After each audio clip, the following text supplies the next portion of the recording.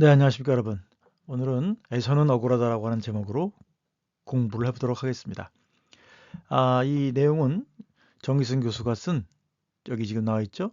비즈니스 리딩 이 책의 내용을 가지고 여러분과 함께 공부를 해보려고 합니다. 네, 뭐 자랑은 아닌데요. 이분의 책에 그 서문해 보면 그분이 이제 한국 성서공회에서 그 논문을 개정하고 있을 때 제가 많이 좋은 도움을 줬다, 격려를 해줬다라고 하는 내용이 있어서 일부러 한번 꺼내봤습니다. 자, 여기서 사용되는 방법론입니다. 여기서 사용되는 방법론은 주로 이제 그 영국의 셰필드 대학교 성서학 교수들 중에 일부 교수님들이 사용하고 있는 방법론입니다. 메타 코멘터리라고 하죠. 해석자들의 해석을 해석하는 방식입니다. 주석에 대한 주석이라고 할 수가 있겠죠. 모든 독서자들은 주석가이다.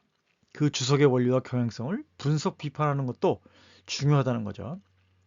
그래서 구약 본문에 대한 현대 주석가들의 주석을 분석 비판하는 입장이기도 하고요. 또한 구약 본문에 대한 중간기, 제2성전기 해석과 신약의 해석을 분석하는 입장이기도 하고, 구약 본문이 기독교 역사상 어떻게 이해됐는가를 분석하는 입장이기도 합니다. 예. 복잡한가요? 저는 가장 흥미롭고 재미있는 방법론이 아닌가 생각을 해서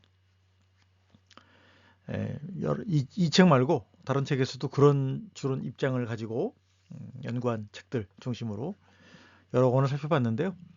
시간이 되면 한번 다 공개를 해보도록 하겠습니다. 목차입니다. 목차는 일단 1. 에서의 등장, 2. 에서의 결혼, 3. 이삭의 에서에 대한 축복, 4. 에서의 귀환, 하나님의 얼굴, 5. 에서의 약속의 땅, 에서의 후손들에 관한 순서입니다. 자, 구매가 후원입니다. 많은 구매를 부탁드립니다. 하나는 피와 고기의 신학이고요. 플랜터스에서 나왔고, 하나는 기독교 역사 속 술 개정판입니다. 그 다음에 사무엘서 열왕기 내러티브 읽기 도 있습니다. 많은 구매 부탁드립니다. 네, 여러분들의 정기적인 강의 후원의 손길을 찾습니다. 콘텐츠 제작에 재정적인 후원이 많이 필요합니다. 여러분들이 마음이 생기시면 후원하실 한 달 일구자는 5만원이고 매달 20명의 강의 후원자를 찾습니다. 감사합니다. 계좌는 성기문 국민은행 218 21 0840 964입니다. 감사합니다. 첫 번째 에서의 등장입니다. 25장 19절에서 24절인데요. 사실 이 에서와 야곱의 등장 자체가 수수께끼입니다. 수수께끼. 해석하기가 어려워요. 해석하기가 어려운데 우리나라 성경이나 또 많은 사람들이 이거를 이제 야곱 중심적으로 해석을 하니까 이제 더 문제가 된 거예요. 더 문제가 없는 거예요. 그죠? 그러나 본문 자체는 그 신탁 자체가 수수께끼다 하는 거죠. 이 수수께끼의 형태를 취하는 것은 이제 또 그 요셉의 꿈도 마찬가지입니다. 꿈도 요셉의 꿈의 시작 부분은 상당히 미스테리합니다. 대부분의 사람들이 그거를 이제 요셉 중심으로 해석을 하는데 그 얘기 이제 나중에가 아니라 다른 콘텐츠가 있으니까 참조해 보셨으면 좋겠어요. 자, 그다음에 두 번째 단락에서는 에서 붉은 털북숭이 전문 사냥꾼 들의 사람이라고 하는 표현이 부정적으로만 다뤄질 수 있느냐 그 부분을 다루겠고요. 세 번째는 에서가 자기 장자권을 팔아서 잃은 것은 도대체 무엇인가 그거를 살펴보도록 하겠습니다. 자, 하나님의 신탁의 수수께끼입니다. 사실은 에서가 더 영웅적인 인물로 나타나고 있죠. 고대 근동의 여러 가지 영웅 이야기를 통해서나 뭐 심지어 그리스 로마의 헤라클레스 같이 그런 걸 보면 혹은 뭐 그 수메르에서 비롯된 길가메시 서사시라든지 그런 걸 보면 좀 영웅은 뭔가 달랐다 하는 것을 우리가 알 수 있는데 에서의 경우도 그런 특징들이 나타난다는 거예요. 그리고 이 재밌는 이유가 첫째는 아주 그 복잡한 아니면 흥미진진한 어떤 결혼 스토리, 그 다음에 불임, 그 다음에 신탁, 그 다음에 형제들의 갈등.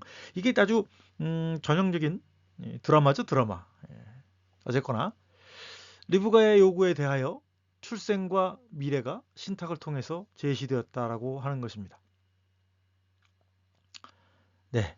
이삭의 경우는 이제 특징이 리브가가 그 불임이었을 때 다른 족장들과는 달리 하나님께 기도해가지고 그죠? 임신을 하게 되는 그런 아주 전형적인 아주 이상적인 모습을 보여줬는데 문제는 거기서 시작된 것이 아니라 임신을 했어요. 그죠? 임신했는데 너무 태중에 서로 자기들끼리 싸우니까 리브가가 나서서 하나님한테 신탁을 구했단 말이죠. 예? 구약 성경에 보면 여성분들이 아주 진취적이기도 하고 훌륭한 여인들이 많이 나타나죠. 하여튼 어쨌거나 그래서 이제 하나님한테 이게 도대체 어떻게 된 거냐라고 말씀을 신탁을 구하니까 어떤 신탁이 나왔느냐. 두 국민이 내 태중에 있구나. 두 민족이 내 복중에서부터 나누리라. 이 족속이 저 족속보다 강하겠고 큰 자가 저 족속보다 강하겠고 큰 자가 어린 자를 섬길 것이다. 이게 시적인 표현이기 때문에 A, A 다시, B, B 다시라고 할 수가 있겠죠. 자, 여기서 보면 이 사중적인 신탁은 두 나라와 두 민족에 대한 애매하고 수수께끼적인 성격을 갖고 있다는 거죠. 그래서 항상 성경을 해석할 때 되면 하는 게 그거잖아요. 이거를 문자적으로 해석을 해야 되는지 상징적으로 해석을 해야 되는지 이게 개인의 문제를 다루고 있는 건지 국가적인 얘기인지 그죠? 그러니까 에서와 야곱을 얘기하고 있지만 국가적인 얘기를 하고 있기 때문에 이게 개인사를 말하는 거냐 아니면 국가를 지칭해서 지금 말하고 있는 거냐. 다시 말하면 이스라엘과 에돔의 갈등을 말하는 거냐. 그런 다양한 해석들이 있을 수 있겠고요. 하여튼 그래서 이 성경 해석의 상당 많은 부분이 이제 그 이데올로기적이고 정치적으로 해석하는 경향들이 있는데 과연 그거를 역사적이고 정치적으로만 해석할 수는 없다라고 하는 거죠. 그래서 창세기와 이 문맥을 중심으로 해석할 경우에는 이것들을 기본적으로는 개인적인 형제들의 인생사에 대한 언급으로 이해를 하는 것이 가장 우선적이겠다 하는 겁니다. 자, 우리의 관심사는 또 뭘까요? 이 신탁은 언제 어떻게 성취될 것인가?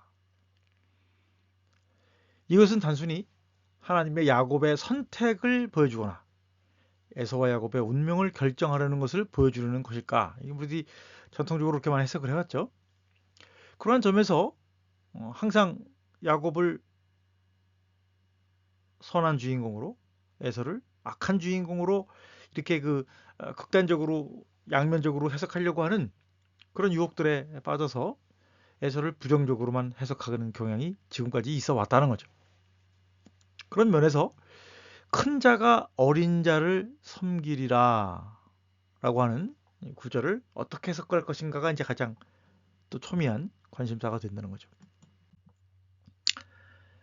히브리 단어들의 모호성과 통세론의 모호성입니다. 첫째, 형과 아우로 보기에는 어렵다. 그러니까 형과 아우로 해석하는 것 자체가 의미가 부여된 거라는 거죠. 그래서 저자는 뭐라고 말하느냐? 오히려 강한 자와 약한 자로 번역을 해야 된다. 그렇다면 강한 자가 약한 자를 섬길 것이다라고 해석을 해야 되는가? 이게 문제가 생기고요. 두 번째로는 반대로 약한 자가 강한 자를 섬길 것이다로 번역해야 되느냐? 그 근거는 이제 다양하다는 거죠. 첫 번째는 신탁의 내용에 더 잘 맞는다. 두 번째는 에서와 라반 문맥과 대치되지 않는다. 첫째 문맥상 야곱이 에서를 섬긴다는 측면에서 이해를 해야 한다고 하는 것이죠.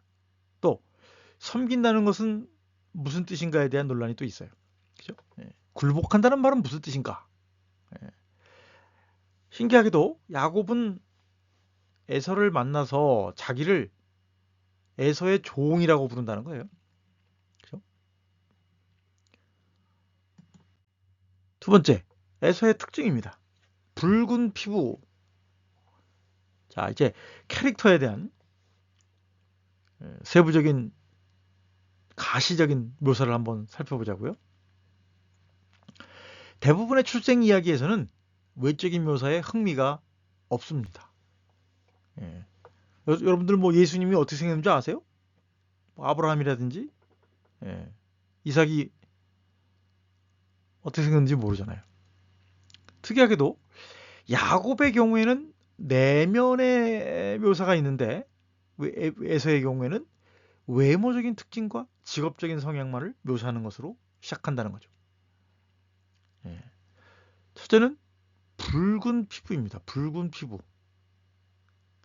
지금까지 사람들은 에서가 붉은 피부를 갖고 있다고 하니까 주로 어떻게 얘기를 하냐면 에돔과 붉은 땅과의 관련성만을 얘기합니다. 심지어는 천박함의 표시다. 얼굴이 왜 붉냐? 사악함이나 혹은 잔혹함의 표시라고 해석하는 사람도 있어요. 그런데 문제는 다윗의 외모가 붉은 얼굴이라고 말해주고 있다는 거죠. 그러면 얼굴이 붉다라고 하는 말이 무슨 말이냐?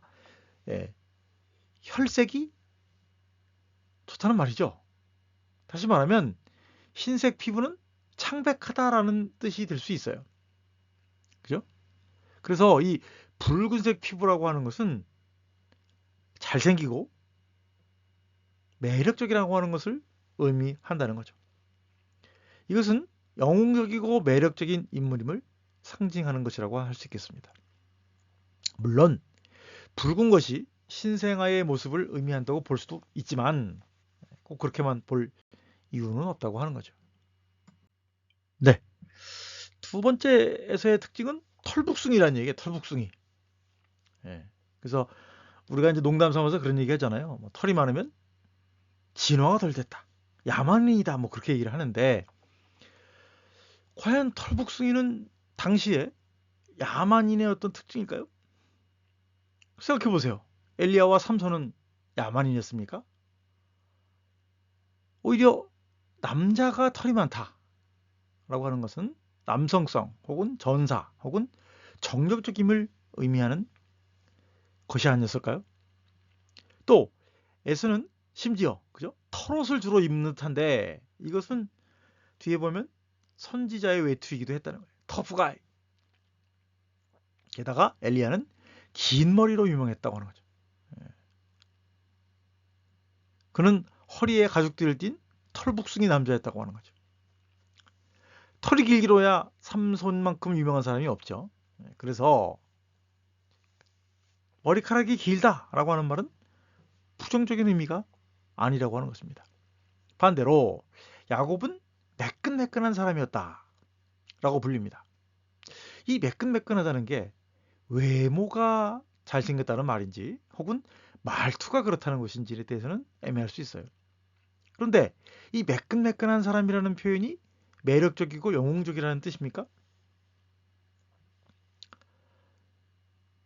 이런 유사점이 전혀 없을 것 같은 에서와 야곱은 이란성 쌍둥이였을까요? 그죠? 그러니까 서로 다르겠죠? 그렇기 때문에 우리가 이 에서와 야곱 출생의 이야기를 볼 때, 출생의 비밀을 볼 때, 남성스러움은 나쁘고 여성스러움은 좋다는 말이냐? 그렇게 볼 수는 없다는 거죠. 그거를 좀 우리가 깊이 생각해 봐야 되는데, 제가 이제 항상 느끼는 게 그거예요. 우리가 성경책을 읽으면 새록새록하다라고 많은 사람들이 얘기를 하는데, 사실은 우리가 갖고 있는 어떤 성경 인물이나 스토리에 대한 선입관을 가지고 선입관을 강화시키는 목적으로 성경을 읽는다는 거죠. 자, 에서의 특징 세 번째입니다. 전문 사냥꾼, 들의 사람이라고 하는 거죠. 여기 또 나옵니다. 이제 수렵인과 목축인의 선호의 차이. 이건 마치 창세기 4장의 가인과 아벨하고도 비슷한 거예요. 사람들이 이 얘기만 나오면 꼭 그래. 성경에 있는 저자는 목축인을 더 좋아한다거나, 그죠? 수렵인을 더 좋아한다거나 뭐 그런 얘기를 많이 하는데 여기에서도 그런 선호의 차이가 나오느냐, 유목 생활과 반유목 생활의 차이를 나타내느냐, 뭐 그런 이해도 될 수 있고. 그런데 유목 생활이면 사냥꾼인가요? 농사꾼인가요? 목축이는 좀 다르겠죠? 그러면 야곱은 목축인이고 에서는 수렵인인가? 이런 사장이 유목민에게만 적용되는가 하는 거죠. 수렵인은 비문명적이고 잔혹하고 야만스럽고 호전적인가? 이 해석을 보면 너무 친이스라엘적이기도 하고 친문명적이기도 하다는 거죠. 그죠? 목축을 하지만 수렵을 할 수도 있고 그런 거기 때문에 에서는 수렵만 했고 야곱은 목축만 했다고 우리가 단정지어서 말할 수는 없다는 거죠. 그리고 사냥꾼이 성경에서 부정적일 필요는 없다고 하는 것입니다. 성경은 사냥을 부정하는 것이 아니라 핏째 먹는 것을 금지하고 있다는 거죠. 야곱은 장막에 거주하는 조용한 사람이었다. 여기서 이제 조용하다라고 하는 말이 흠없는 사람이라고 볼 수도 있죠. 탐이란 말이 나오니까요. 그러나 오히려 장막에 거하는 길들여진 사람이라고 번역할 수도 있을 거라고 하는 거죠. 이삭이 들짐승으로 조리한 음식 때문에 에서를 사랑했다는 표현이 나오는데 이것은 에서가 사냥을 해서 가족들에게 음식을 제공했다는 의미가 되겠죠. 그러나 이제 목축이 기본적이었다고 한다면, 그죠? 사람들은 목축을 해서 주로 음식을 조달했을 것이고 말 그대로 별미로 수렵을 해서 음식을 충당하지 않았을까 그 생각을 갖게 되고요. 그렇기 때문에 이 에서의 사냥의 혜택은 가족들 모두 받았던 것으로 우리가 생각을 해야 될 것 같습니다. 자, 이제 세 번째 항목입니다. 에서가 자기 장자권을 팔아서 잃은 것은 무엇인가요? 에서가 장자권을 판 행위를 사람들은 근시안적이다 라고 말합니다. 야곱은 장자권을 사랑했고 에서는 장자권을 경멸했다고 봅니다. 에서가 장자권을 중시하지 않고 팔았기 때문에 이삭의 축복을 잃어야만 했다. 잃는 것이 말이 된다라고 보는 입장이죠. 그러나 사실 쉽게 팔고 쉽게 사려고 했다는 점에서 에서나 야곱 모두 장자권을 존중하지 않았다는 것이죠. 결국 에서의 장자권은 팔린 겁니까? 아니면 속임을 당해서 빼앗긴 겁니까? 자, 그러면 이제 에서의 장자권이 무엇인가? 이삭으로부터 받아야 될 에서의 장자권은 무엇인가를 생각해 보자는 거죠. 장자는 거룩한 것으로 하나님께 드려진 것으로 여겨졌습니다. 그러나 장자권이 주는 물질적인 유익이 무엇인가는 명확하게 말하고 있지 않다는 거죠. 특별히 신명기는 장자에게 2배를 주어야 한다고 의무 규정을 얘기하고 있어요. 아버지가 유산을 줄 때. 그러한 점에서 아버지의 자의적 결정으로 장자권이 잃게 되고 판매될 수 있는 것은 아니었다고 하는 거죠. 고대 근동에서 장자권은 출생의 순서가 아니라 아버지의 결정에 따른 것이었다고 하는 거죠. 심지어 창세기 등을 보면 장자보다는 차자에게 장자권이 주어지는 모습을 우리가 많이 발견할 수 있다는 거예요. 네. 자, 그래서 에서가 자기 장자권을 팔아서 잃은 것은 무엇인가? 에서가 장자권을 가볍게 여겼다면 야곱은 존중하지 않았다는 거죠. 그죠? 파는 놈이 있어야 사는 놈이 있고 사는 놈이 있어야 파는 놈이 있는 거 아니겠어요? 그렇다면 앞서 말씀드린 것처럼 에서가 물질적인 측면에서 잃은 것은 무엇인가? 야곱은 아무것도 갖지 못한 채로 집을 떠났다는 거죠. 그래서 야곱은 아무것도 가진 채로 집을 떠나지는 못했다라고 하는 말이죠. 그는 지팡이만 갖고 요단강을 건너야 했다고 고백을 합니다. 왜 이삭은 아들에게 야곱에게 아무것도 주지 않았을까요? 줄 시간이 없었을까요? 그래서 못 준 거예요? 그건 아니라고 하는 거죠. 그렇다면 에서가 잃어버린 것은 아무것도 없었다는 얘기가 되지 않겠어요? 심지어 아버지가 물려준 것이 없었는데 에서는 스스로 부자가 되고 강력한 사람이 되었단 말이죠. 예. 이게 참 아이러니 중에 아이러니죠. 그렇게 속구속여가지고 팔고 사고 그랬고 아버지는 에서 편, 엄마는 이삭 편이 돼가지고 야곱 편이 돼가지고 이렇게 전쟁터 난리터를 벌였는데 알고 보니까 에서는 스스로 불의하고 강력한 사람이 되었다는 거예요. 자, 그러면 이제 에서가 자신의 장자의 명분을 가볍게 여겼더라의 번역상의 문제점을 또 고려를 해봐야 한다는 것이죠. 자, 이게 화자의 평가입니까? 대부분의 번역들은 에서가 그것을 경멸하였다. 예. 하여튼 그 나쁜 거는 또 에서한테 갖다 붙이죠. 그러나 과연 그 경멸이라고 번역된 단어는 무시하다, 경시하다 정도로 번역되는 것이 마땅하다는 거죠. 그러므로 이것을 화자가 에서에 대한 부정적인 평가를 내렸다라기보다는 에서의 연속적인 행위에 대한 서술로 보아야 할 것이라고 하는 거죠. 그러니까 에서가 장자의 명분을 중요하게 여기지 않고 있었다, 뭐 그렇게 해석을 해야 되겠죠. 자, 이제 챕터 2로 넘어가면 에서의 결혼 이야기입니다.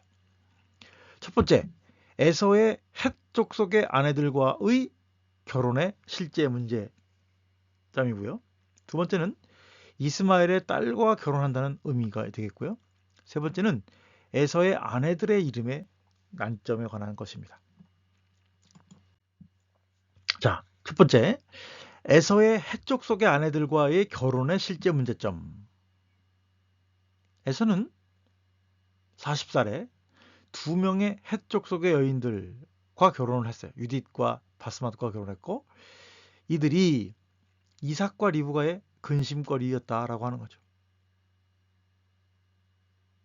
이것은 화자가 말하기를 에서가 가나안 여인들과 결혼했기 때문에 비판하고 있는 것이다. 혹은 이삭과 리브가가 두 여자를 싫어했다. 인가?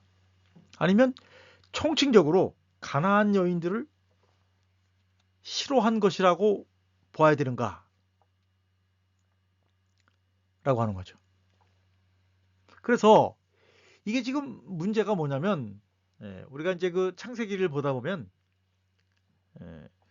아브라함과 그 이삭, 아브라함은 아니죠. 이삭과 야곱의 경우에는 족내혼입니다. 외가 종내혼을 합니다. 외가 종내혼이라고 하는 것은 어머니 쪽 친척들과 결혼하는 걸 말하죠. 그래서 이제 사람들이 얘기하기를 가나안 여인 그러면 신앙이 안 좋고 나쁜, 그죠? 신앙이 나쁜 여자들로 많이 얘기를 합니다. 그러나 이것이 그 일상적인 족외혼을 반대하고 종내혼을 외가 종내혼을 지지하는 것으로 보아야 되는 건지, 이거는 명확하게 알기는 어렵지만 하여튼 가족 간의 갈등, 그죠? 시집살일까요? 아니면 뭐 며느리들의 문제일까요? 하여튼 그런 것으로 보아야 된다고 하는 거죠. 그래서 제가 볼 때는 그 두 여인의 어떤 성격상의 결함이 있었든지, 아니면 이삭과 리브가가 자기들처럼, 그죠? 외가 종례혼을 생각하고 있었기 때문인지는 정확하게 알 수가 없죠.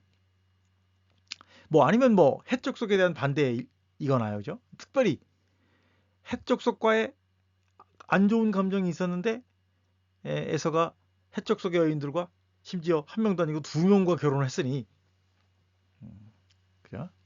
그래서 이게 이제 원주민과의 지역적인 갈등으로 인한 것일 수도 있다라고 하는 거예요. 있다라고 하는 거예요. 리브가가 이삭보다 더 적대감을 보였다는 점을 우리가 알 수가 있겠습니다. 하여튼 사라도 그렇고 리브가도 그렇고 아유 무섭습니다. 그래서 그녀는 해적 속의 여인들을 싫어했고 자신의 며느리를 싫어했다는 것이 스토리의 이야기입니다. 에서는 그러한 부모의 완강한 태도를 그녀들과 결혼하기 전에 알았을까요? 이삭이 야곱을 라반에게 보내기 전까지는 몰랐을 것입니다. 왜냐하면 이거를 결혼 전에 알았다면 해적 속의 여자들과 결혼하지 않았을 수도 있죠. 왜 그러냐? 그걸 알았기 때문에 또 다른 여자들과 결혼하는 일이 벌어지게 된다고 하는 거죠. 그래서 이 사실로 인해서 에서가 다른 아내를 구하도록 만드는 계기가 되었다고 하는 것이죠. 그래서 그는 이제 가까운 친척 아내를 구해야 했다고 하는 거죠.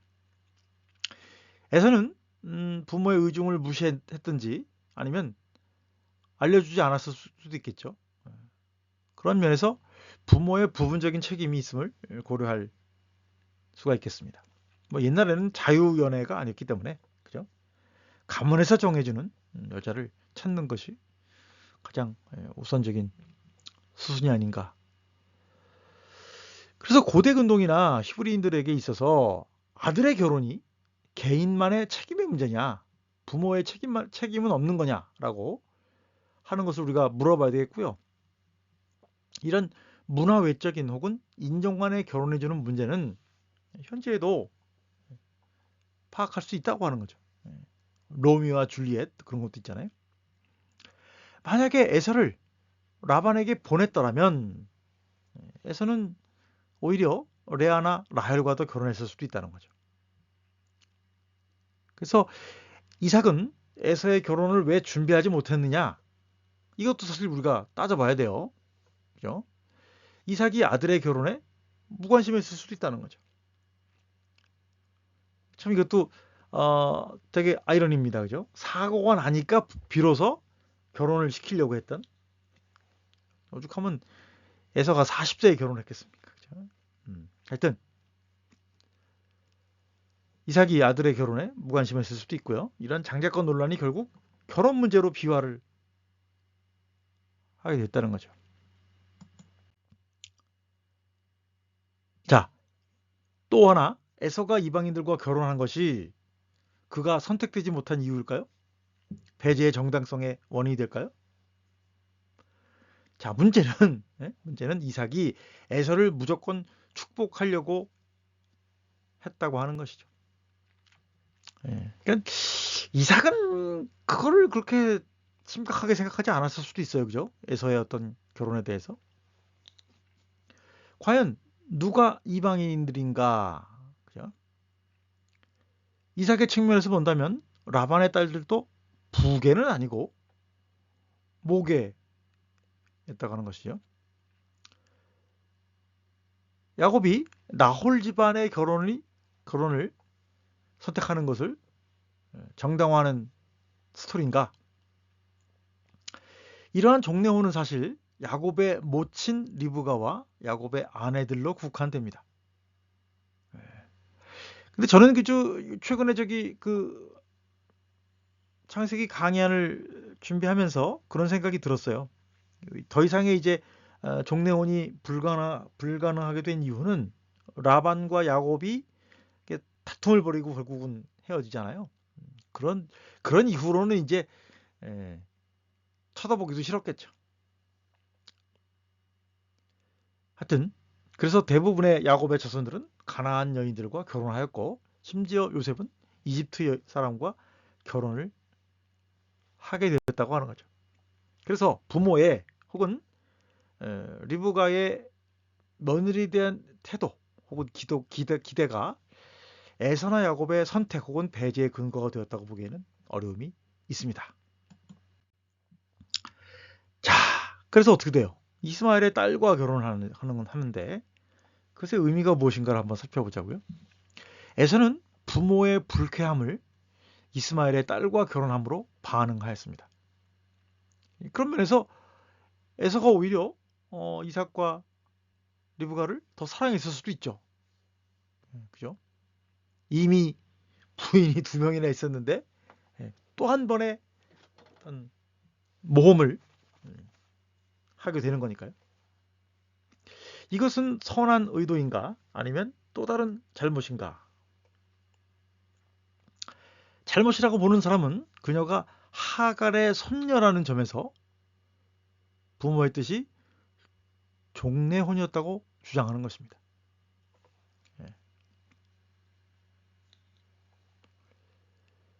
야곱의 두 아내는 이 규칙에 맞지만 두 첩 아내의 경우에는 빌하와 실바의 경우에는 또 종례혼이라고 말하긴 좀 어렵죠. 그런 점에서 야곱도 일종의 족외혼의 잘못을 범한 것이라고 할 수 있겠습니다. 사실 레아와 라헬도 외가적으로는 모호합니다. 그죠? 선택받지 못한 자들과의 결혼이 무조건 잘못이라고 말해야 되느냐? 에서의 결혼은 이스마엘의 배제를 제대로 이해하지 못한 것이기 때문에 이것도 문제다라고 하는 사람도 있어요. 그런데 부계를 따른다면 이스마엘의 딸과의 결혼이 더 적절할 수도 있다고 하는 거죠.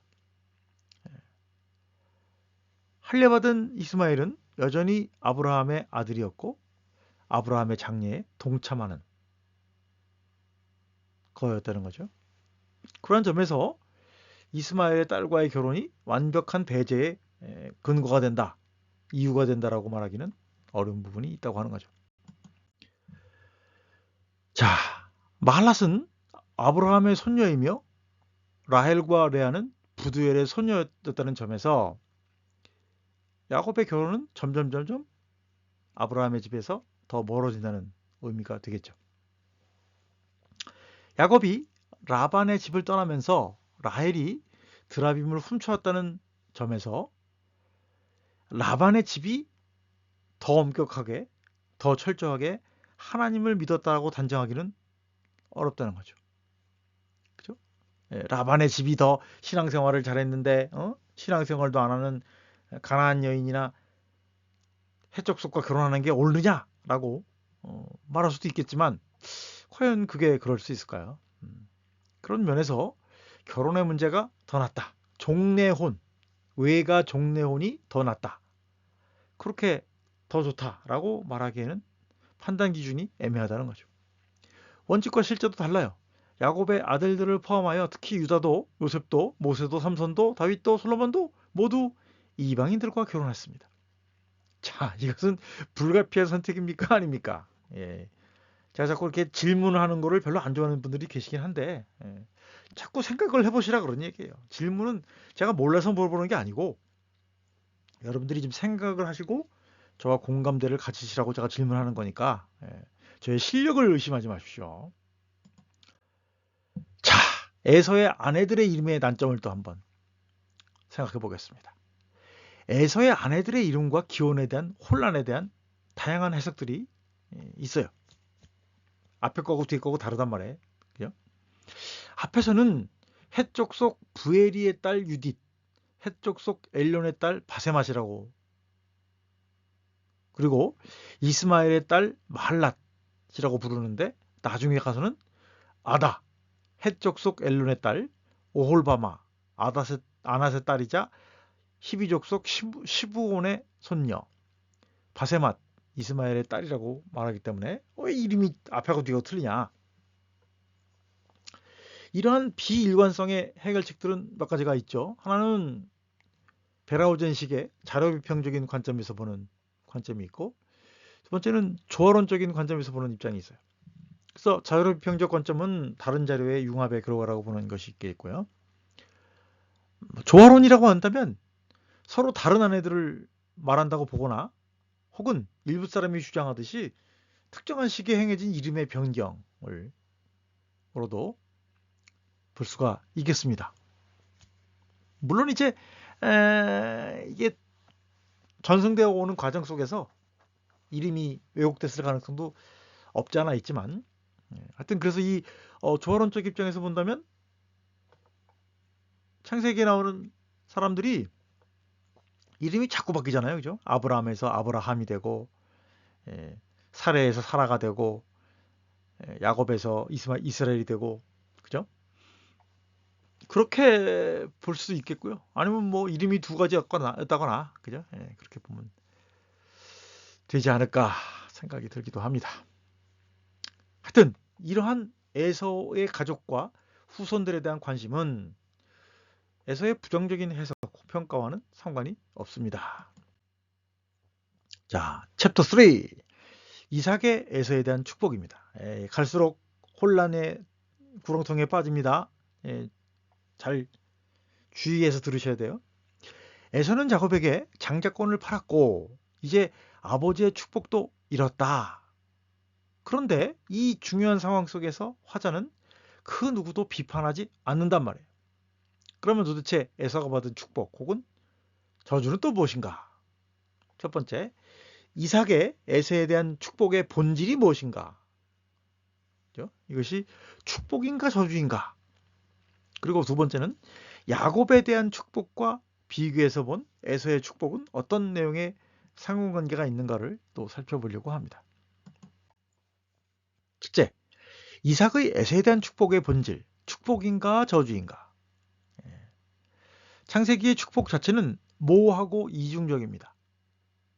그게 이제 어디서 나오냐면 창세기 49장,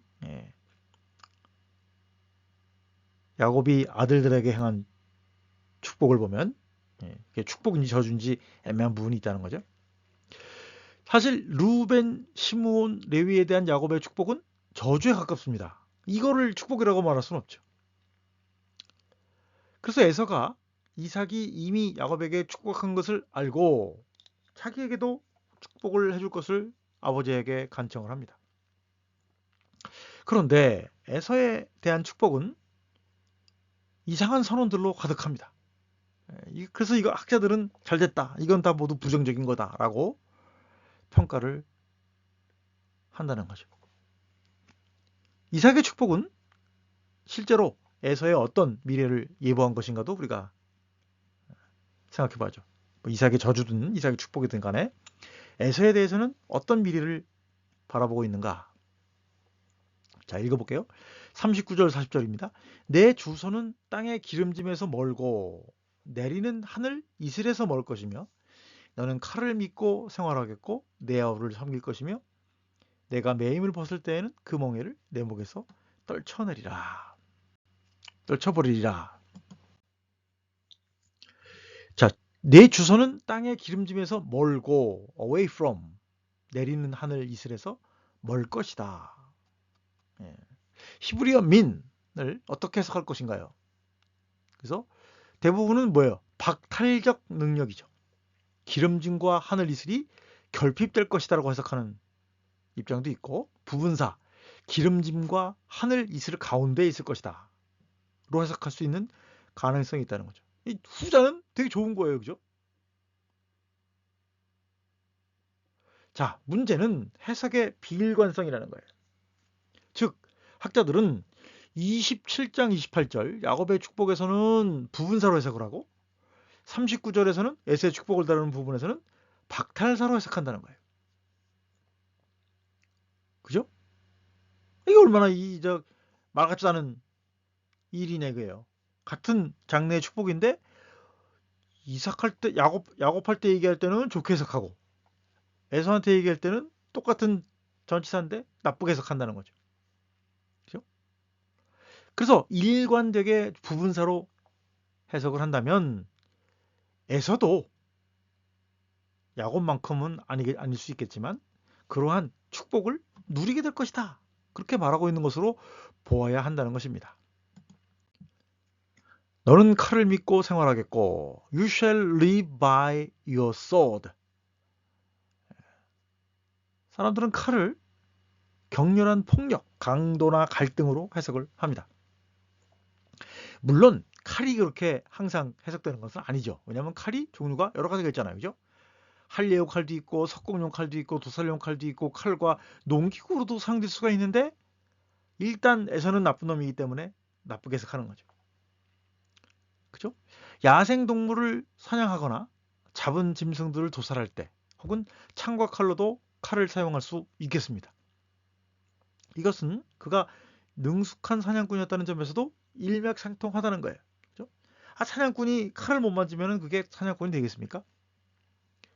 그래서 에서는 타인에게 의존하지 않는 독립생활을 했다는 거죠. 자, 그러면 야곱과 그의 아들들은 평화적이었습니까? 아닙니다. 그들도 못지않게 폭력을 사용하는 사람들이었다는 거죠. 사실 에서가 전쟁과 약탈을 했다는 증거는 없습니다. 그래서 이것을 예언의 실패로 보기도 한다는 거죠. 혹은 주위 사람들과 적대적인 관계에서 살려고 하는 것을 의미한다. 그렇게 해석하는 사람도 있는데 물론 에서가 야곱이 자신의 축복을 가로챘다는 얘기를 들었을 때 경로에서 그죠? 아버지만 돌아가시면 내가 야곱을 죽일 것이다 라고 결심한 부분이 나오지만 그게 과연 이삭의 축복과 관련되느냐 그렇게 보기엔 또 어려운 점이 있어요. 이것을 정치적 해석으로 보는 입장도 있습니다. 미래의 에돔 국가와 이스라엘 사이에 정치적 군사적 갈등을 암시하는 것으로 보는 입장도 있죠. 그러나 이 유언 자체는 축복이든지 저든지 간에 이 유언 자체는 1차적으로 개인적인 것이라고 하는 거죠. 또한 이것은 에서가 사냥꾼으로 살 것을 암시하는 것으로 보기에는 어려움이 있다는 거죠. 그죠? 자, 그다음에 이제 내 아우를 섬길 것이다. 에서가 야곱을 섬긴다는 말인가? 이건 미래의 정치 상황을 예언하는 것으로 보는 거죠. 다윗 시대의 사건을 반영하는가? 혹은 에서의 부정적인 묘사인가? 그러나 에서는 야곱의 지배를 받은 적이 없다는 거죠. 이것도 이삭의 예보의 실패인가? 그럼 그죠? 아니면 이것은 심리적 열등감을 의미하는가? 이것은 에서가 야곱을 위하여 일할 것을 말하는가? 에서가 야곱을 도울 것인가? 이 모든 것들이 창세기 속에서 나타나고 있지 않기 때문에 자꾸 사람들이 이거를 후대의 그 이스라엘과 에돔 사이의 정치적인 상관관계로 해석을 한다는 거죠.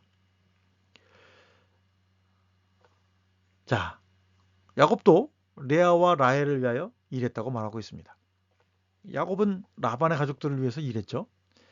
이것은 자발적인 협의하에서 행해진 것이라는 점에서 라헬을 진심으로 사랑해서 주종관계의 강압적인 굴종을 의미하는 것은 아니라고 할 수가 있겠죠. 근데 이제 자발적이긴 하지만 코가 꽹 거죠. 그죠? 억지로 일을 했어야만 했으니까요. 야곱의 에서를 도울 것이다.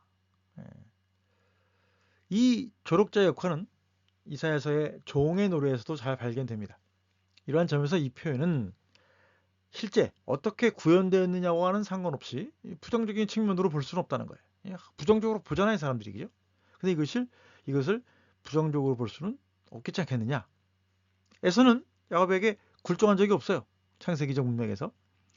아브라함의 축복과 너와 너의 자손들을 구분하는 경우도 생각해 봐야 할 필요가 있다는 거죠.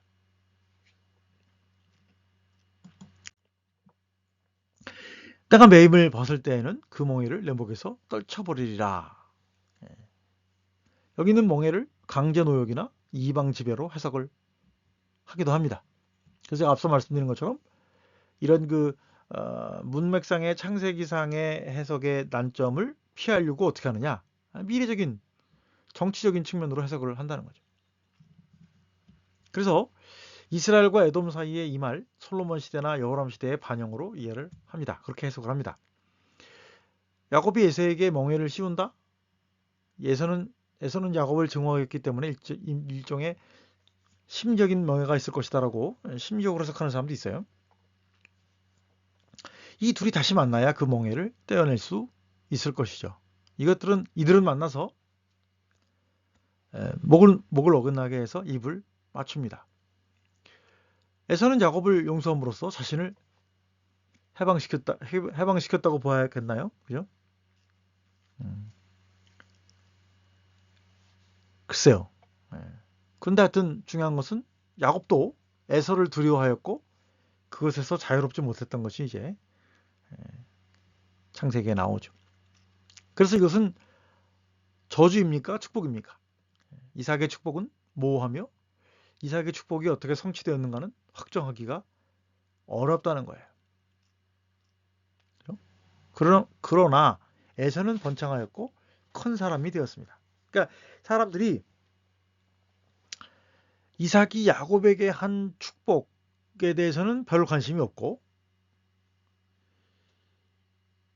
이삭이 에서에게 한 축복 혹은 저주에 대해서는 심리적으로나 혹은 정치적으로 해석을 하려고 한다는 거죠. 또 이 비균형적인 어떻게 좀 기울어진 해석이라고 할 수가 있겠죠. 그러니까 어떤 거는 정치적으로 해석하고 어떤 거는 정치적으로 해석하지 않는, 그죠? 자꾸 이렇게 골라서 좀 비대칭적으로 해석하는 경향들이 많이 있는데 제가 이런 말씀을 드리기 전까지는 대부분의 사람들이 그랬나라고 할 겁니다. 야곱에 대한 축복들과 비교해본 에서의 축복입니다. 야곱에 대한 축복은 여러 개가 등장을 하죠. 아버지의 축복은 반복적이며 아브라함의 축복을 받고 싶어 했다. 이삭의 야곱에 대한 축복은 아브라함의 축복에 대한 반복이라고 볼 수가 있겠죠. 그런데 그 축복은 일관되지 못하다라고 하는 거죠. 이 베스터만의 해석과 저자의 해석의 차이점이 존재해요. 아버지의 축복은 단 한 가지뿐인가? 축복은 매우 복잡하고 여러 가지 축복이 등장하는데 베스터만의 주장처럼 변경 불가능하며 숫자가 중요한 것이 아니라고 말할 수 있겠냐, 그죠? 그죠? 그래서 에서에게는 한 번의 축복 혹은 저주가 있고 야곱에게는 최소한 6개의 축복이 존재한다고 하는 거죠. 야곱의 축복 1과의 비교입니다. 축복 1이 에서의 축복과 완전히 다르다라고 하는 질문을 합니다. 그러나 일부의 경우에는 공유하는 부분도 있어요. 그죠? 어쨌거나 야곱의 축복이 더 낫다고 우리가 해석할 수 있겠는데 축복이라고 하는 것은 아들들의 미래에 대한 아버지의 소망을 다루는 것입니다. 그러니까 예언이라고 말하기에는 좀 어폐가 있어요. 우리가 창세기 49장의 야곱의 축복과 실제로 그 후대의 일들을 비교해보고 또 신명기의 모세의 축복을 비교해보면 반드시 성취됐다라고 말하기도 그렇고 성취되지 않았다고 말하기도 어려운 부분들이 있다는 거죠. 그래서 하여튼 이런 마지막에 사실은 이삭이 죽기 직전에 할 것처럼 얘기했지만 사실은 그 후에도 더 살았으니까 되게 애매하죠. 그래서 이런 것들이 강한 소망이지만 항상 그렇게 되리라는 보장은 없었다고 하는 거죠. 이 성경이 다 말하는 바예요. 하여튼 어쨌거나 야곱의 축복이 에서의 축복보다 더 나았는가? 우리가 사실 창세기를 보면서 물질적인 번영에 대한 축복이 최고가 아니냐라고 말할 수 있겠지만 야곱의 축복은 야곱이 받은 축복이죠. 야곱이 받은 축복은 가족 사이, 온 민족과 국가들의 주도권을 말하지만 에서는 삶의 방식과 형제와의 관계만을 말하고 있다는 거죠. 그런 면에서는 참 이상한 차이를 보인다고 할 수가 있겠습니다. 양 축복과의 차이도 있어요. 다양한 축복의 풍요의 축복 항목들 가운데서 야곱의 축복이 더 길고 야곱의 축복에는 하나님이 언급되고 에서의 경우에는 하나님에 대한 언급이 없습니다. 물론 하나님의 이름이 언급된다고 해서 다 좋은 건 아니에요. 왜냐하면 다른 경우들에서처럼 하나님이 언급되는 축복이 더 좋지 않았던 경우도 있다는 거죠. 이삭은 야곱을 축복할 때 네 가지 감각을 사용하지만 결국은 실패합니다. 또 다른 차이점은 자기 형제들과 모친의 아들들에 대한 주도권이에요. 내가 형제들의 주가 되고 내 어머니의 아들들이 내게 굴복하며에 관한 것입니다. 문제는 다른 형제들이 없는데 어떻게 이해할 것인가. 이것은 이제 시적인 표현으로 다른 사람들에 대한 우위성을 말하는 것으로 이해해야 할 것이죠. 이게 사실 재밌는 게 뭐냐면 이삭이 야곱에게 했지만 에서에게 한 축복이잖아요. 그런 면에서 복잡합니다. 에서의 축복에는 축복하는 자에 대한 축복과 저주하는 자에 대한 저주의 언급이 없습니다. 이게 이제 아브라함의 경우에도 나오죠, 그죠? 죽이려고 했기 때문에 에서가 야곱을 저주했는가? 야곱을 축복한 자는 누구인가? 이삭인가? 혹은 신비한 사람인가? 야곱은 사실 인생에서 계속 갈등을 겪어야만 했다고 하는 거죠.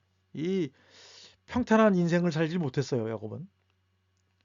혹은 에서의 것을 빼앗았다는 점에서 야곱이 에서를 저주했다고 볼 수 있는가? 야곱은 에서에게 그 빼앗았던 것들을 에서에게 되돌려줬고 그의 가족들은 계속 고난을 겪어야 했다는 거죠. 라헬도 죽었고 아들들이 사고를 치고 아들들에게 속고 또 디나가 강간을 당하고 그죠? 등등등. 과연 이 속임수로 얻으려고 했던 축복은 과연 어떻게 된 것일까를 생각을 해봐야 한다는 것이죠. 제가 앞서 말씀드린 것처럼 야곱이 받았던 축복은 실제로 어떻게 됐는지 알 수가 없기 때문에 사람들이 그거는 잘 해석을 안 하려고 하고 에서가 받은 축복에 대해만 부정적으로 해석하는 그런 경향들이 있다는 거예요. 주석가들도 사람인데 안 되는 건 안 되는 거죠. 그죠? 그러니까 애꿎은 에서의 축복만 드립한 것이 아닌가 그런 생각이 들어요. 야곱의 축복 두 번째 것과 세 번째 과의 비교입니다. 이삭이 야곱을 바다나람으로 보내면서 다시 축복을 합니다. 이게 이제 아브라함의 축복의 반복이죠. 아브라함의 축복과 이삭의 축복의 투는 같은가 다른가? 이미 아버지의 축복을 받았는데 또 할아버지의 축복을 받아야 했는가라고 하는 거죠. 준 거를 또 준 건가? 주지 않은 걸 또 주려고 했던 건가? 그죠? 아브라함의 축복은 땅을 얻는 것이고 꼭 혹은 큰 나라가 되는 것이었다. 그런가요? 아브라함의 축복은 아브라함 내러티브에서는 등장하지 않고 암시될 뿐입니다. 하나님은 아브라함을 위대한 나라로 그의 이름을 크게 만들 것 등 5가지 약속하셨어요. 그러한 점에서 아브라함의 축복과 이삭의 축복은 겹치는 부분이 있습니다.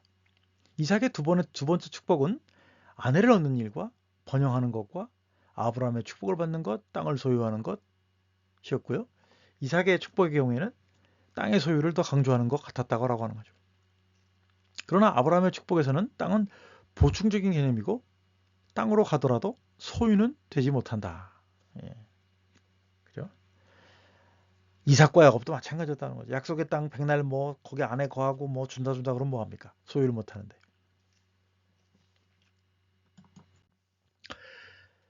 자, 야곱의 축복 2와 야곱의 축복 3와의 비교입니다. 결국 땅을 소유하지 못하고 유랑하는 상태가 계속 유지됩니다. 이건 참 창세기의 아이러니죠. 준다고 약속만 계속하고 또 거기 살기도 하는데 소유하지 못하고 심지어 왔다리 갔다리 돌아다니기만 하죠.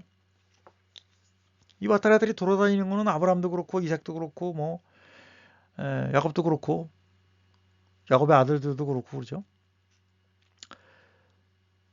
그러한 점에서 이 부분은 이념적으로 아브라함의 후손들이 포로 이후에 이 땅을 소유하려는 주장을 반영한다고 보기는 어렵다라고 하는 거죠. 이 땅 얘기가 나오면 또 창세기를 해석할 때 그렇게 얘기하죠. 뭐 포로 이후에 뭐 땅을 얻기 위한 땅으로 돌아가기 위한 어떤 그 이념을 이 창세기에다가 투영한 것이다. 그래서 창세기에 보면 족장들이 땅을 소유하지 못하는 그런 역설적인 아이러니가 등장하는데 뭐 그러면서 이제 그렇게 정치적으로 해석을 하기도 하죠.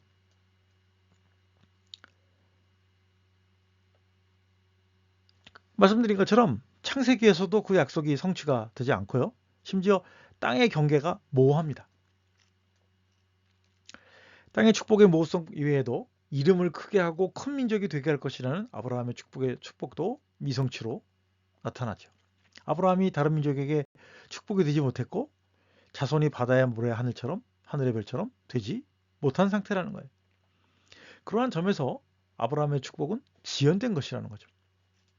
논란은 많지만 아브라함의 축복과 이삭의 축복의 구분은 명확하지 않다는 점도 있습니다. 야곱은 에서에게 자기 축복과 재산을 돌려줬어요. 이것은 에서가 잃어버린 축복의 보상으로 돌려준 것인가? 야곱이 자신이 훔친 것을 되돌려 주려고 했던 것인가? 야곱은 다른 축복을 받았고 이전의 축복을 에서에게 돌려주었던 것인가? 두 번째 축복만이 하나님의 야곱에 대한 확증이라고 볼 수 있나? 야곱이 받은 축복과 에서에게 준 축복과의 관련성은 애매하다는 거예요. 그죠? 야곱은 라반에게 가서 물질적인 축복을 받았고요. 에서는 야곱이 떠나간 후에 스스로 노력해서 물질적인 축복을 이뤘다는 점이죠. 아니면 에서가 이삭의 재산을 가지고 성공했을 수도 있겠죠. 하여튼 애매합니다. 이 부분에 대해서는 애매하게 얘기가 나와요.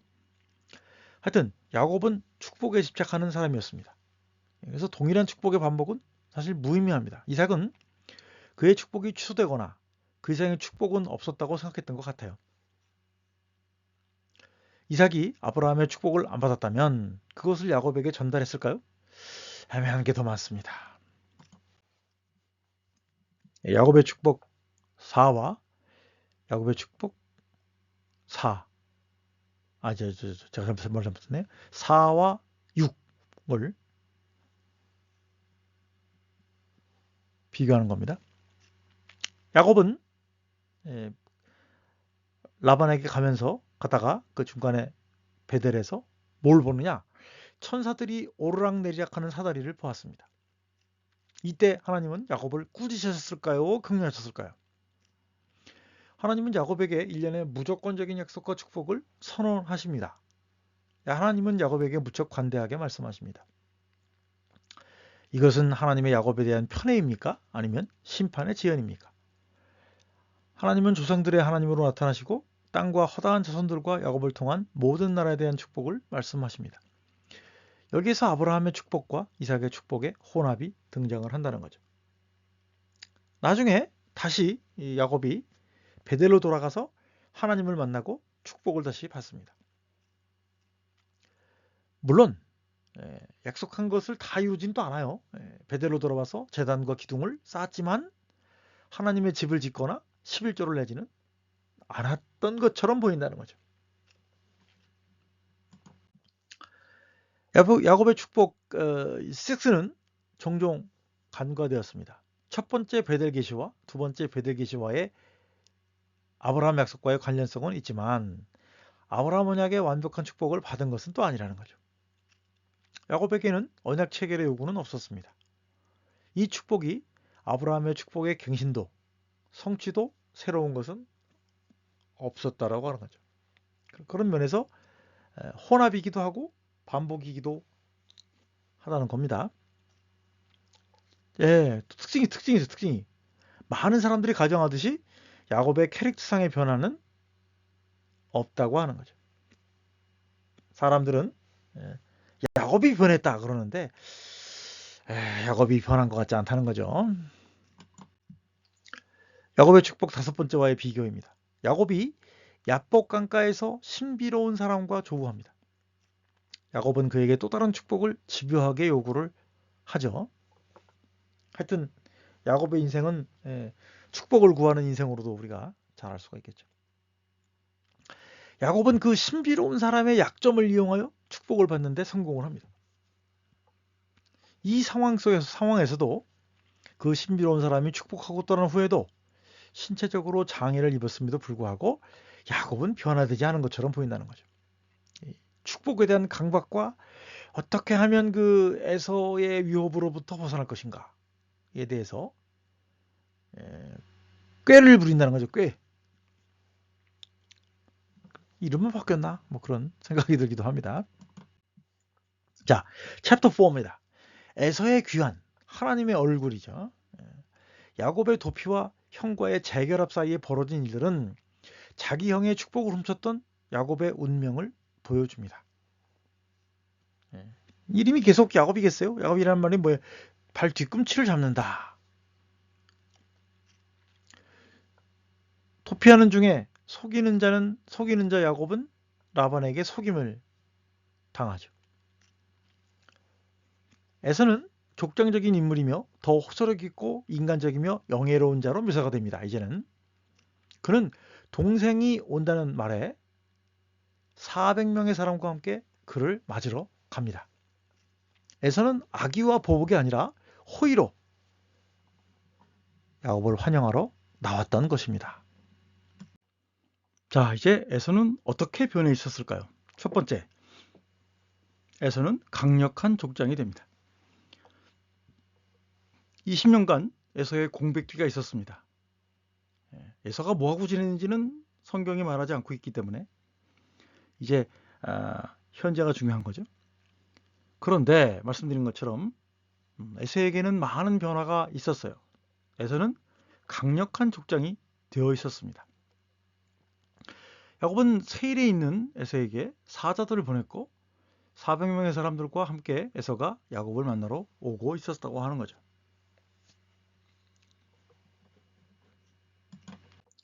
400명의 사람들입니다. 야곱이 이국 땅에서 종살이를 하는 동안 에서는 한 나라의 지도자가 되었다라고 하는 거죠. 족장 시대의 400명은 결코 적은 수가 아닙니다. 아브라함보다 더 위대하다고 볼 수가 있겠어요? 아브라함이 롯을 구하러 갈 때 생각해 보세요. 대부분의 학자들은 400명을 군대로 여깁니다. 군대로. 이것은 과장일까요? 대략적인 숫자일까요? 그렇다면 에서는 용병의 지도자였을까요? 문제는 칼이나 무기에 대한 언급이 없다고 하는 거죠. 또한 온다는 말은 진군한다는 말은 아닙니다. 그렇게 생각하는 사람들은 다윗과 400명의 군대를 동일시하기도 해요. 그러나 여기에 칼과 무기에 대한 언급이 있느냐? 없다는 거예요.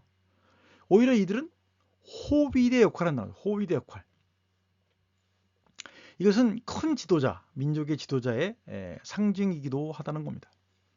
에서는 혈통을 넘어서는 국가적인 조직의 지도자가 되었다. 이것은 국가 약속의 성취일 수도 있고 야곱이 이집트에 갔을 때 70명과 같다는 점과도 비교해 볼 필요가 있다고 하는 겁니다.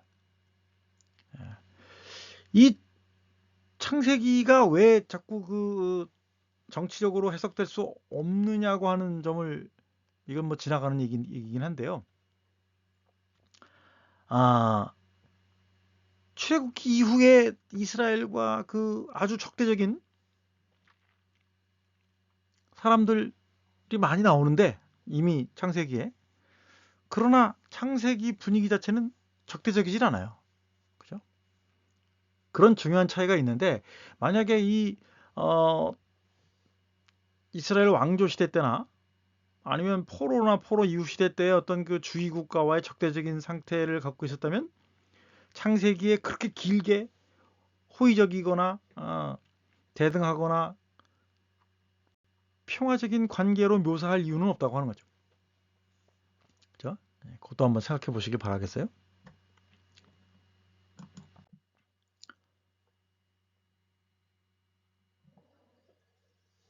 그래서 400명의 사람들, 400명이 호전적인 의미를 갖는 것으로 보기는 어렵다고 하는 거죠. 물론 적대감의 표시이거나 야곱을 해치려고 하는 의도를 배제할 수는 없겠죠. 그 많은 사람들이 오니까.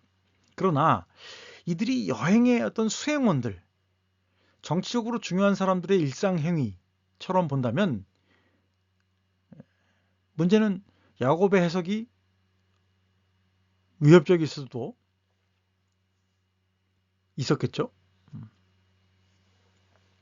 에서의 호의를 얻기 위해 사자들을 보냈는데 사자들에게 에서의 말은 없고 400명만 온다.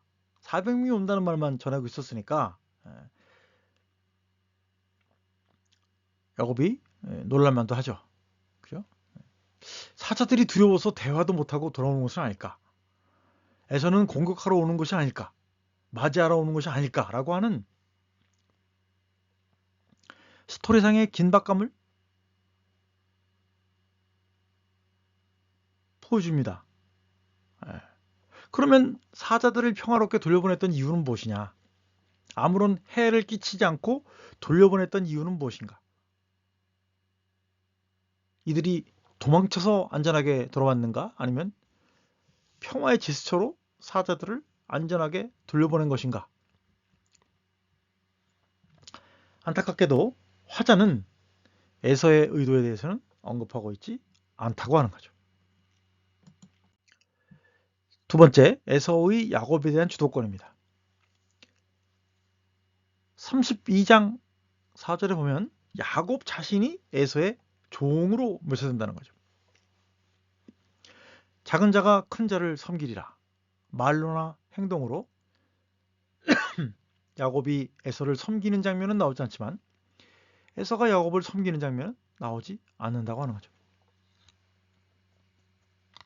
과연 이것은 굴종입니까? 섬김입니까? 협력입니까? 아니면 하지만 야곱의 말은 존경 혹은 굴종의 표시로 나타난다는 거죠. 이것은 예언의 역전입니까? 많은 학자들이 야곱의 말을 전형적인 표현이거나 예언을 무효화하는 것으로 보기도 합니다. 야곱이 큰 자가 아니라면 야곱이 에서를 섬기는 것은 당연한 예언의 성취인 것인가? 아니면 작은 자의 생존법이다 라고도 할 수 있겠죠. 다른 말로 하면 야곱은 자발적으로 신탁을 취소하고 그가 이삭으로부터 받은 복을 취소하는 것이라는 거죠. 이삭은 다른 자들이 야곱에게 절할 것이라고 예언하기도 했습니다. 형을 주라고 부르고 7번 절하는 것은 형제들 사이의 전형적인 인사법은 아니라고 하는 거죠. 이것은 마치 봉신이 종주에게 행하는 그죠? 것처럼 보인다고 하는 거죠. 7번 절한다고 하는 것은 완벽한 복종을 의미하고요. 또한 민하, 선물도 에서에게 주는데 이것도 주목할 필요가 있다고 하는 거죠. 가축들을 미리 보내는 것은 자신이 신실한 종의 선물이라고 말하고 있습니다. 이것은 이삭의 축복의 성취이죠. 동생은 형을 나의 주라고 부르고 형은 동생을 나의 동생이라고 부릅니다. 야곱은 항상 자신을 종이라고 부르고 있다는 거죠. 역전된 축복이죠. 축복이 야곱의 삶에서 어떻게 작용하였는지를 살펴보아야 한다. 원래 이삭이 계획한 대로 이삭의 엇갈린 축복이 부분적으로 성취되었다고 볼 수 있겠습니다.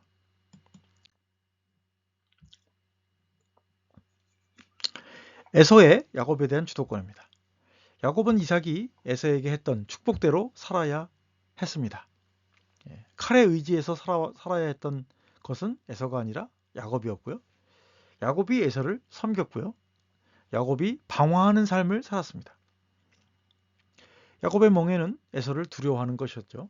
육체적인 굴레, 라반과 가족들 사이에 벌어진 문제들과 심리적인 굴레를 겪어야 했다고 하는 거죠. 심지어 야곱은 방황하는 아람 사람이라고까지 불립니다. 야곱은 에서를 만나 자신의 축복을 되돌려 주었습니다. 사실 그것은 돌려줄 필요가 없었지만 야곱은 에서에게 되돌려 주어야 했습니다. 이것은 자기 것이 아닌 것을 샀고 아버지의 축복을 속임수로 받았기 때문이었습니다. 그러나 이것은 번영, 평화, 안전, 행복을 주는 것이 아니었습니다. 에서는 장자권과 축복이 없이도 성공을 했던 것입니다. 오히려 이 장자권과 축복이라고 하는 것은 형제들을 분리시키는 역할을 할 뿐이었다고 하는 거죠. 그리고 에서는 용서하는 형이 되었습니다. 에서는 동생에게 잘못을 언급하지 않고 무조건 용서하며 환대하는 태도를 취했습니다. 에서가 달려와서 그를 맞이하고 안고 목을 어긋맞추어 그와 입맞추고 서로 우니라. 에서의 변화에 대한 이유는 설명이 없지만 그의 행동은 진정한 변화를 묘사하고 있습니다. 야곱은 에서의 진심을 의심하고 약삭빠른 승리를 거둡니다. 단 한 장면만으로는 완벽한 화해라고 할 수는 없지만 에서의 진심을 의심할 것은 없습니다. 에서가 야곱을 맞이하는 자세, 라반이 야곱을 맞이하는 자세와 유사하지만 의도는 달랐다. 와 야곱의 형식적인 태도는 대조될 필요가 있겠습니다. 요셉이 용서를 구하는 형제들에 대한 모호한 태도, 이전에 계속 형들을 괴롭힌 일들로와도 비교할 필요가 있겠죠. 요셉의 태도는 완벽한 용서인가? 그럼 논란의 여지가 있고요. 그러나 이 에서의 용서는 논란의 여지가 없어 보인다는 거죠. 입맞춤은 위선적인 행위인가? 하여튼 에서에 대한 나쁜 감정은 끝도 없어요, 그죠? 그래서 에서가 입맞춘 걸 갖다가 위선적인 것이라고 말하는 사람도 있어요. 왜? 입맞춤이 꼭 진실되다고 말할 수는 없다라고 하는 점이죠. 첫 번째로 에서의 입맞춤과 가롯 유다의 입맞춤과 라반의 입맞춤을 비교하는 사람들은 에서의 입맞춤을 의심합니다. 라반은 입맞춤이 어떤 의미였어요? 탐욕의 상징이었고요. 유다는 배반의 입맞춤이었다고 하는 거죠. 그렇지만 입맞춤 자체는 인사법이에요, 인사법. 그것뿐입니까? 아론이 모세를 만났을 때의 입맞춤도 고려할 필요가 있다고 하는 거죠. 두 번째, 라반이 야곱과 입맞출 때도 악한 의도로 한 것은 아니었다고 하는 거죠. 이 중세 랍비들의 그 해석을 보면 아주 기가 막힙니다. 뭐라 그러냐? 에서가 야곱을 물어뜯으려고 입맞췄다. 그렇게 해석하는 사람도 있지만 본문은 그런 악한 의도를 말하고 있지 않아요. 또 눈물의 눈물. 눈물에 대해서 또 뭐라 그럽니까? 위선적인 행동이다. 어떤 사람은 물려서 아파서 울었다. 이러한 울음은 요셉이 베냐민이나 야곱을 만났을 때도 울었단 말이에요. 다윗과 요나단도 서로 만나서 울었어. 그죠? 물론 본문상 그들이 울었는지 그가 울었는지에 대한 논란도 있기는 합니다. 그들이 함께 울었을 수도 있고 야곱이 울었을 수도 있고 오히려 야곱의 눈물이 가식의 눈물일 수도 있겠죠. 이 문맥을 읽어보면 에서가 야곱의 선물을 받았고 야곱이 호의를 얻었다. 야곱이 에서의 호의를 얻으려고 선물을 보낸 것은 사실이었죠. 처음에 에서가 야곱의 선물을 거절한 것은 호의를 베풀지 않으려고 했던 거냐. 이 같은 끝까지 에서를 나쁜 사람으로 만들어요. 마지막에 에서가 야곱의 선물을 받음으로 야곱에게 호의를 베푼 것이다 라거나 야곱의 선물은 에서의 용서를 받기 위함이었다고 하는 거죠. 야곱의 선물은 감사의 표시가 아니라 뇌물이나 회유책이었어요. 에서가 그것을 받아들이는 것은 그 의미를 인정하는 것이 되는 것입니다. 그러한 점에서 에서의 첫 거절은 호의 베푸기를 거절하려는 의도였다고 보기에는 어려움이 있습니다. 이미 많은 소유가 있었기 때문에 에서는 야곱의 선물이 필요하지 않았기 때문이라는 거죠. 이 창세기의 표현을 좀 문자적으로 보자고요. 자꾸 그걸 왜 뒤집어서 봅니까? 에서는 야곱에게 용서할 것이 없다고 말하는 것은 아니었어요. 그리고 이미 에서가 야곱을 용서했기 때문이라고도 할 수 있겠습니다.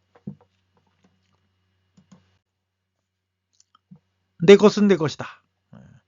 내 것은 내 것이다의 의미에 대한 해석이 몇 가지가 있는데, 첫 번째는 야곱이 주는 게 너무 많아서 받기 어렵다라고 하는 해석을 할 수도 있고, 에서의 속 의도를 알 수 없다라고 하는 것으로도 해석할 수가 있겠고, 세 번째는 야곱에 대한 냉소적인 표현으로도 해석할 수도 있겠죠. 내 것은 내 것이다. 내 것은 내 것이다.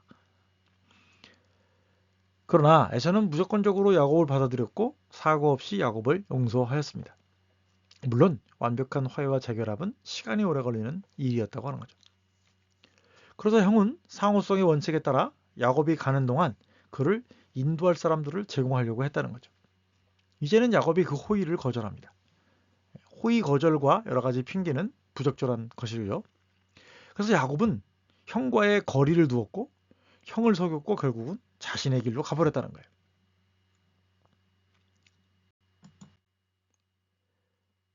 에서의 얼굴, 하나님의 얼굴. 야곱이 원하는 것은 에서가 자신의 얼굴을 들게 하는 것이었습니다. 둘이 서로 대면하는 것이며 야곱이 에서를 만나더라도 생존하는 것이었을 수 있습니다. 그렇다면 에서에게 야곱이 하나님의 얼굴을 보는 것 같았다라고 하는 표현은 무엇일까요? 아첨인가요? 혹은 야복강가에서 야곱이 하나님을 만나서 겨뤘지만 생존하였던 것을 상기시켜주는 것일까요? 어떤 것일까요? 다섯 번째는 이제 형제들과의 화해의 재고입니다. 야곱이 에서를 만난 것이 형제 간의 갈등의 끝을 의미합니까? 이 만남이 정말 화해라고 부를 수 있을까요? 호의제도를 붙인 것과 같이 가자고 했던 것에 대한 야곱의 태도와 반응은 어떻게 이해를 우리가 해야 할까요? 야곱이 에서를 회피하려는 의도에 대한 해석은 몇 가지가 있을 수 있습니다. 첫 번째는 야곱의 속임수, 두 번째는 약속의 땅으로 돌아가려는 의도, 세 번째는 야곱이 에서를 불신함, 네 번째는 야곱이 에서에게서 멀어지려는 의도. 야곱이 의도적으로 거짓말을 한 것은 아니다라고 보는 입장은 야곱의 장애가 생겼고 가축들이 많았다는 거죠. 그래서 따라갈 수 없었다 라고 해석하는 방법도 있죠. 그러나 야곱이 약속의 땅으로 돌아가려고 했다라고 하는 쪽으로 해석을 하려면 야곱이 베드로 간 것이 아니라 세겜에서 머물렀다는 거죠. 세겜. 약속의 땅으로 돌아가려고 했던 거냐, 하나님을 다시 만나려고 했던 거냐, 그래서 그 에서와 떨어졌다 라고 말하기에도 좀 약간 무리가 있어요. 형제들의 화해를 제거합니다. 아쉬운 점은 합의가 없었고 만남이 너무 짧았고 양자 사이에 경계석도 세우지 않았다는 거죠. 라반의 경우와는 달리. 그래서 라반과는 갈등이 있었지만 결국은 라반과는 형식적으로 화해하고 서로 싸우지 않기로 결정을 한 거였는데 형과는 애매하다는 거예요. 자, 그랬는데 이 두 당사자가 다시 또 만나는 게 나오죠. 창세기 35장 29절에 이삭을 매장할 때 에서와 야곱이 다시 한번 만납니다. 그런데 여기서 에서가 먼저 언급된 이유는 뭐냐? 에서가 먼저 이삭의 매장을 준비했을 가능성, 혹은 화자가 에서의 장자 혹은 사랑받는 아들이 에서의 그 이삭의 장자이자 혹은 사랑받는 아들임을 확인시켜 주려고 하는 표현이 아닌가, 그렇게 볼 수도 있다는 거죠. 화자가 에서를 중립적으로 호의적으로 해석한다는 이러한 논의 가운데서 32장 33장을 정치적으로 해석하려는 의도는 지지를 받기가 어렵습니다. 다섯 번째, 에서의 약속의 땅, 에서의 후손들입니다. 이 부분은 대다수의 주석자들이 관심을 갖지 않습니다. 이 부분은 단지 부록일 뿐인가? 보존 가치가 크고 공적인 관심이 필요하고 에서의 긍정적인 해석의 증거로도 사용될 수 있다라고 하는 겁니다. 첫 번째, 세일의 거주함입니다. 새 약속의 땅을 얻었는가? 두 번째는 에서의 족보가 에서에 대해서 무엇을 말해주는가? 세 번째, 에돔의 왕의 족보가 에서에 대해서 무엇을 말해주는가를 살펴보려고 합니다. 첫 번째, 세일의 거주함. 새 약속의 땅을 얻은 것인가? 다른 관점에서 에서의 세일로의 이주를 해석합니다. 에서의 세일로의 이주에 대한 다른 관점들의 문제들을 풀 만한 문학적 해결책은 있는가 없는가 하는 것도 한번 살펴보도록 할게요. 다른 관점에서의 에서의 세일로의 이주입니다. 에서의 분리와 이동의 내용, 이유는 무엇입니까? 이와 유사한 아브라함과 롯의 분리를 비교해 볼 필요가 있겠습니다. 그들의 분리의 이유는 무엇입니까? 첫 번째, 공간적인 한계. 그죠? 과연 가나안 땅이 두 형제들의 가축을 돌보기에 부족했다. 그렇게 코딱지만한 땅이었을까요? 두 번째는 내적인 갈등입니다. 에서에 대한 부정적인 해석, 약속의 땅에서의 이탈, 롯과 마찬가지로 에서가 약속의 땅에서 떠났다, 나쁘다라고 해석하는 거죠. 이스라엘이라고 하는 선민에 대한 관점이 다른 부족들에게도 적용될 수 있는가? 이 창세기를 보면 이게 제가 볼 때는 제일 중요한 이슈 중에 하나예요. 신명기와 여호수아서에서는 하나님이 에서에게 세일산지를 주셨다라고 말한다는 거죠. 에서가 세일산지로 이동한 것은 불쾌한 경험이 아니었고 야곱이 약속의 땅을 떠났을 때 에서는 약속의 땅에 거주하고 있었다는 거죠. 에서가 세일 땅에 살던 호르 족속을 추방하고 약속의 땅을 얻은 것은 이스라엘이 약속의 땅을 정복으로 소유했던 것과 마찬가지 이치라고 하는 거죠. 이스마엘에게 그러셨듯이 에서에게도 하나님은 그들이 거할 장소를 주셨다는 거죠. 창세기는 하나님이 가나안 땅을 아브라함, 이삭, 야곱에게 주셨던 약속과는 달리 아브라함의 자식들에게도 다른 땅의 약속을 주셨다라고 하는 거죠. 정확하게 말하자면 창세기는 하나님이 아브라함에게 주시기로 맹세한 땅이라고 말하고 있지 모든 사람들을 위한 약속의 땅이라고 말하고 있지는 않다고 하는 거죠. 세일은 에서의 약속의 땅일 뿐만 아니라 하나님의 거주처라고도 말하고 있어요. 에서가 하나님의 약속을 받고 세일 땅으로 이동했는가? 그것도 한번 살펴보자고요. 에서의 세일로의 이주에 대한 관점 차이를 풀 문학적 해결책은 있는가? 이 왜 문학적 차이가 뭐냐면 에서는 언제부터 세일에 살고 있었던가? 에서는 언제 어떻게 세일로 이동했는가에 대한 창세기 부분 사이의 관점 차이를 말하는 거예요. 32, 33장과 36장의 관점 차이를 어떻게 해결할 것인가? 32, 33장에 따르면 야곱이 귀국하기 전에 세일 땅에 살았던 것처럼